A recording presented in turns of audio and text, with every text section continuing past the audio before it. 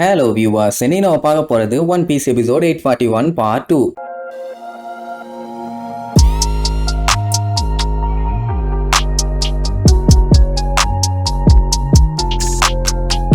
Open பண்ணா போன பாட்டுல நம்ம லூஃபியை அந்த பிக் மாம் செம்மையா வெறுப்பேத்தி விட்டுட்டான். அதனால பையன் என்ன பண்ணிட்டான், 4th கியர் எடுத்து ஓங்கி அடிச்சானா. பட் அதுல எந்த ஒரு எஃபெக்ட்டுமே இருந்த மாதிரி இல்ல. என்ன இழிச்சுக்கிட்டே தான் நிக்கிறான். நம்மளுக்கு பூரா காண்டாயிருவாங்க. பின்ன இவங்க வந்த வேலை என்ன, அவன் பண்ணிட்டு இருக்க வேலை என்ன, தப்பிச்சாதான் இப்ப அடுத்த வேலையை பார்க்க முடியும். நான் இப்ப லூஃபி அவ கூட சண்டை போட்டு டைமை வேஸ்ட் பண்ணாதான் மத்தவங்க தப்பிக்க முடியும். நான் பிக் மாம் டைரக்டா விஜய் பிடிக்க வந்தானா எல்லாருமே அவ கூட சேர்ந்து அவனை தான் டார்கெட் பண்ணுவாங்க. தப்பிக்கிறது ரொம்ப கஷ்டமா போயிடும். இப்ப அத்தனை பேர் என்ன பண்ணுவாங்கன்னா, மேல இருக்கிறதுனால கண்ணை வச்சு சுடுறக்காண்டி தான் எய்ம் பண்ணுவாங்க. விட்டோ தான் ஜெர்மா 66 ஓட பெரிய ஃபேன் ஆச்சே. நீங்க யாரும் கவலைப்பட வேண்டாம், அவங்க நம்மளை காப்பாத்துவாங்க, அவங்க எல்லாம் ஈவில் ஹீரோஸ்பா அப்படின்னு சொல்லிட்டு இருக்கும் போதே டப்பு டப்பு டப்பு டப்பு டப்புன்னு கீழே இருக்கவனுக்கு சுட்டு தள்ளுவானுங்க. இந்த ஜெர்மா ஆளுகெல்லாம் ஜஸ்ட் பிளாக் பண்ணி தான் வந்து நிப்பாங்க. அவங்க கிளாக் மேல பட்டு புல்லட் எதுவுமே அவங்கள தாண்டி போகாது. வில்லனுக்கு தெரிஞ்சு போச்சு, இதுக்கு மேல வேடிக்கை பார்த்தா வேலைக்கு ஆகாது, சோ சண்டை போட்டு தான் ஆகணும்னு. நிஜி பார்த்துட்டு இந்த டம்மி பீஸுகளா, இவனில நான் ஒண்டியாலாவே காலி பண்ணிடுறேன், ஒன்னும் பஞ்சாயத்து இல்லாமா. பார்த்தா சொன்ன மாதிரியே போட்டு பொழந்து வெட்டிடுவான். இப்ப அவன் அங்க சண்டைக்கு ஆலையில புடிச்சிட்டானா, அடுத்தது இன்னொரு 3 பேர் பாஞ்சு வருவாங்க. அங்க பார்த்தா யோஞ்சி அவன் ஸ்டைல வச்சு செஞ்சுக்கிட்டு இருப்பான். இப்படி ஒவ்வொருத்தருமே அடிச்சு அங்க போஸ்ட் கொடுத்துட்டு இருந்த உடனே விட்டோ பார்த்துட்டு பயங்கரமா பில்டப் பண்ணுவான். ஆமா,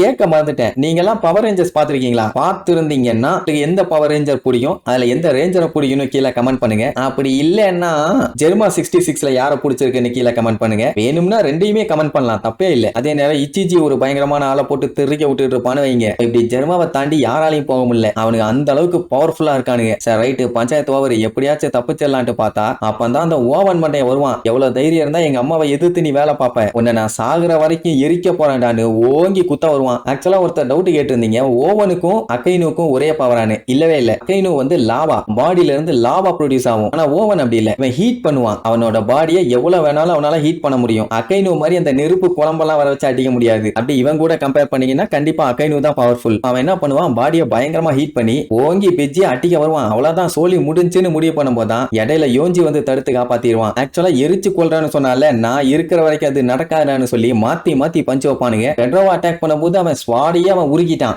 யோஞ்சி எல்லாம் அவனால எதுவும் பண்ண முடியல. அவன் டைரக்டா இத்தனையும் கைய வச்சே ஊத்துறான். பட் யோஞ்சியாலையுமே ஹீட்டை ஃபீல் பண்ண முடியுது. அதை அவனே சொல்லுவான். சரி இப்பவாச்சு தப்பிச்சாச்சு, வேகமா போயிடலான்ட்டு போனா அந்த டெய்ஃபுக்கு இருக்கால, அவன் அவனோட ஜீனியை அட்டாக் பண்ண அனுப்பி விட்டுருவான். மறுபடியும் மாட்டிட்டமேன்னு பதறும் போதுதான் இப்ப நிஜி வந்து காப்பாத்துவான். ஆல்ரெடி நிஜி தான் அவனை வச்சு செஞ்சிருக்கானே, இந்த டைம் அவனை பொழக்கிறதுன்னா அவ்வளவு கஷ்டமா? அதனால சண்டை வேற லெவல்ல போயிட்டு இருக்கும். அட இந்த சீசராச்சு கொஞ்சம் வேகமா போவான்னு பார்த்தா லூசு பையன் பொறுமையா போயிட்டு இருக்கான். மேபி பெஜியோட வெயிட்ட தூக்கிட்டு அவனால போக முடியல போல. இந்த டைம் ஸ்மூத்தி இடையில வந்துருவா. வந்தாங்கன்னா விட்டுருவாங்களா? இச்சிச்சி வந்து கையிலேயே ஒரு போர்டு, நான்சென்ஸ், நாங்க இருக்கும்போது எதுக்கு அவங்க கிட்ட போறீங்கன்னு. ரெண்டுத்துக்குள்ளேயும் பயங்கரமான சண்டை. அவளை அப்படியே டைவர்ட் பண்ணி விட்டுட்டு சட்டன்னு எஸ்கேப் ஆயிடுவான். அவனுக்கு பண்றதெல்லாம் பாத்தீங்கன்னா வெறித்தனமா அவனை ஜெயிச்சே தீரணும்னு சண்டை போட மாட்டானுங்க. எப்படியாச்சும் சீசரை அட்டாக் பண்ண விடாம தடுத்து அவங்கள டைவர்ட் பண்ணி விடணும். இல்லன்னா கொஞ்ச நேரத்துக்கு அவங்க பஞ்சாயத்து இல்லாத மாதிரி பண்ணணும். அவ்வளவுதான். ஏன்னா இவங்க மிஷன் ஜெயிக்கிறது இல்ல, சீசர் பெஜியை காப்பாத்துறது. அதை பக்காவா பண்ணுவானுங்க. இருந்தாலும் 1-2 சில்லற கேஸுங்க ஃபாலோ பண்ணி வருங்க. பெஜி அவன் பாடிக்குள்ள இருக்க ஆளுகளை வச்சு கொஞ்சம் சுடுவான். பட் ஜெர்மா ஆளுகெல்லாம் விட மாட்டாங்க. அவ்வளவுதான், ஆல்மோஸ்ட் அவங்க அந்த செவுரு பக்கம் வந்துட்டாங்க. அதை தாண்டி போயிட்டாங்கன்னா போதும், ஃப்ரீ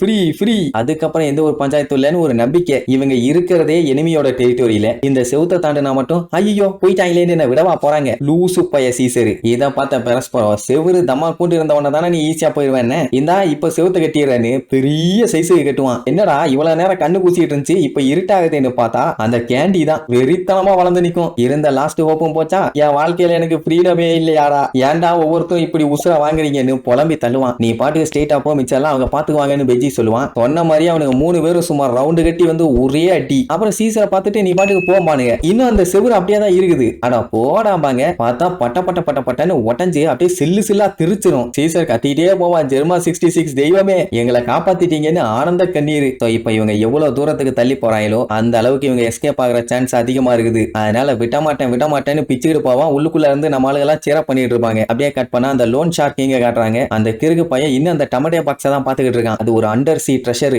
இதை எப்படியாச்சும் நம்ம ஆட்டைய போட்டே ஆகணும். ஆனா கீழே போய் விழுந்துருச்சேன்னு முக்கிட்டு இருப்பான். வழியில எப்படியாச்சும் ஜம்ப் பண்ணியாச்சும் அதை போய் எடுக்கணும்னு எடுக்க போவான். அப்ப அந்த பிளஷர் குயின் அங்க வந்து பாத்துருவான். நீங்க என்னமா பண்ற, சும்மா வேடிக்கை பாத்துக்கிட்டு இருக்கேன்னு சமாளிக்கும் போதே அந்த இடம் உடஞ்சு அப்படியே கீழே விழும். அவ்வளவுதான், டமேட்டோ பாக்ஸ் கிட்ட வந்துட்டான். ரைட்டு, இந்த வேல்யூபிளான ட்ரெஷர் எனக்கு தான் கிடைக்க போகுதுன்னு சொல்லிட்டு இருக்கும் போதே ஃபிளையிங் ஃபிங்கர் பிஸ்டல்னு சொல்லி பொட்டுன்னு டப்புன்னு போட்டு தெளிவான், அதுவும் நின்ன இடத்துலயே. அதுக்கப்புறம் தான் மேட்டரே தெரியுது, இவ ஒன்னும் பிளஷர் கோயின் எல்லாம் கிடையாது. இவளும் அந்த இன்டெலிஜென்ட் ஏஜென்சி CP0 இருக்காங்கல்ல, அதுல ஒரு மெம்பர். என்ன அண்டர் கவர் ஏஜென்ட். அந்த டொமேட்டோ பாக்ஸ் கவர்மெண்ட்டுக்கு தான்டா சொந்தம், யாரையும் எடுக்க விட மாட்டேன்னு வில்லத்தனமா சொல்லுவான். இந்த ஜேர்னலோட சீஃப் கேட்டுருவான். அட கேட்டானே, அதை ரகசியமா வச்சுட்டு அதுக்கப்புறம் நியூஸ் பேப்பர்ல பப்ளிஷ் பண்ணி விடலாம்ல. நேரா அவகிட்டயே போய், பரவாயில்லையே உன்னால எனக்கு துப்பு கிடைச்சிருக்குது, ஒரு போட்டோ எடுத்துக்கலாமா நீ கேப்பான். நல்லா எடுத்துக்கம்பா, உன்னோட வேலை என்ன நீ ஏட்டா, ஏமா என்னையும் போட்டு தெளிறாத, நான் நியூஸ் பேப்பர் பப்ளிஷ் பண்றவன் அவ்வளவுதான்பா. அதே நேரம் அந்த லோன் ஷார்க் இங்க சுடும் போது அவன் அந்த டொமேட்டோ பாக்ஸ் மேல விழுந்திருப்பான். அது அந்த ஓரத்துல வேற இருக்குமா, அவன் அப்படியே சரிஞ்சு விழும்போது அது மேல இருந்து கீழே விழுந்துரும். ஐயோ மறுபடியும் கீழே விழுந்துருச்சுன்னு கதறிட்டு இருப்பாங்க. இங்க பிக் மாமு லூஃபியும் சண்டைக்கு நேருக்கு நேரு இருந்தாங்கல்ல. லூஃபி சொல்லிடுவான், நான் கைடோவையே காலி பண்ண போறேன், அதுக்கப்புறம் பிக் மாமான நீதான் உங்க எல்லாத்தையும் காலி பண்ணிட்டு நான் கிங் ஆஃப் த பைரட் ஆக போறேன்னு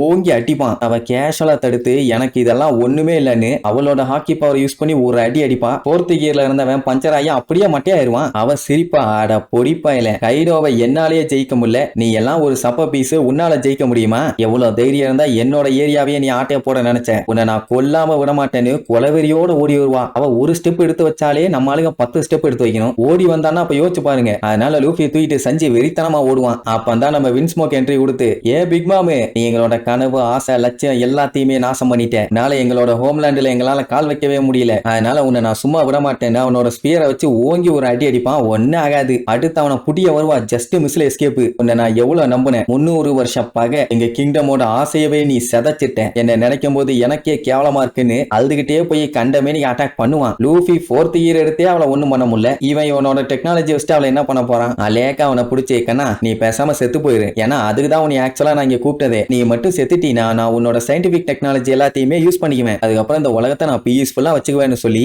அந்த ஜூயிஸ் உடம்புல இருந்து தண்டர் பவர் எடுத்து அதை வச்சு வின்ஸ்மோக்க தரையோட தரையா வச்சு ஒரு அடி அடிப்பான். சுத்தி அந்த ஆளு பசங்க எல்லாம் வேடிக்கை பார்த்துட்டு இருப்பானுங்க. அப்படி அடிச்ச அடியில வின்ஸ்மோக்கோட கண்ணெல்லாம் வெள்ளையாயிருச்சு. இப்ப அவன் உயிரோட இருக்கானா இல்லையான்னு தான் தெரியல. ஏன்னா சின்ன வயசுல அவ்வளவு பெரிய ஜெயண்டையே தாடியை பிடிச்சு தூக்கி போட்டு காலி பண்ணுவேன், இப்ப வெறியோட அடிச்சிருக்கா. ஆங்கிட்டானா பெரிய விஷயம் தான். சஞ்சி அந்த அடியை பார்த்து மிரண்டு போய் ஐயோன்னு சொல்லி கவலை வெறி கொஞ்சம் விருப்போட பாப்பான். ஆமா வின்ஸ்மோக்கு பொழைச்சிருப்பாரா இல்லையா, அதையும் சேர்த்து கீழே கமெண்ட் பண்ணுங்க, பார்க்கலாம் யார் யாரெல்லாம் கரெக்டா சொல்றீங்கன்னு. சரி, அந்த பிக் மாமை இனி நம்ம பல்கை எப்படி சமாளிக்க போறானுங்கன்னு அடுத்தடுத்த எபிசோட்ல பார்க்கலாம். டாடா.